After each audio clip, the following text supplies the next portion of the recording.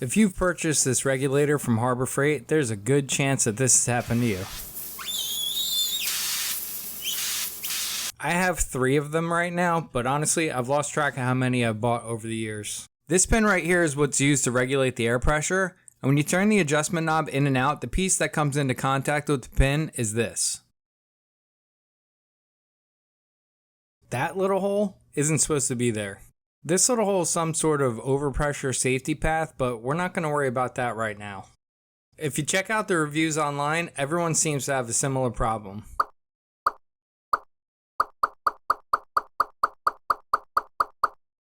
For my first attempt at repairing it, I turned this small piece of aluminum that fit inside that weird little hex bolt with a hole in it.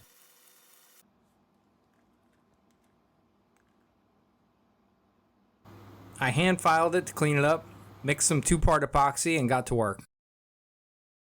On the opposite side of the diaphragm assembly, there's some open threads, so I decided to epoxy a bolt in to make sure that there's no way for air to leak through. I wasn't sure if the bolt head would interfere with the regulator adjustment knob, so I decided to cut the head of the bolt off, but this came back to bite me in the ass pretty quickly.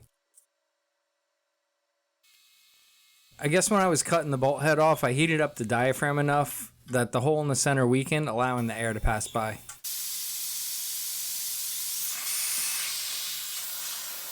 I took apart another regulator that failed in the same way, and I scavenged some more parts out of it.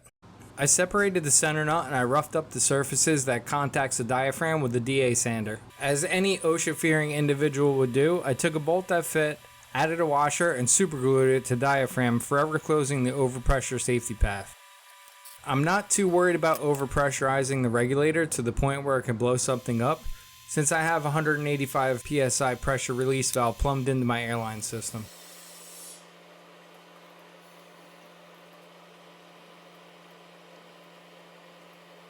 The worst thing that can happen is that I tear the diaphragm and then I'm forced to do this all over again or buy a better regulator.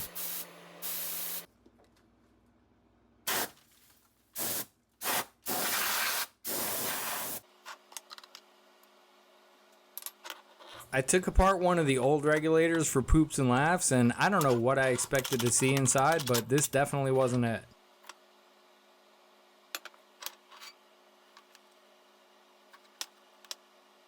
The filter was super small and protected by literally a plastic cup. No expenses were spared here. If this video helped you in any way, go ahead and hit the subscribe button and then check out this other video right over here.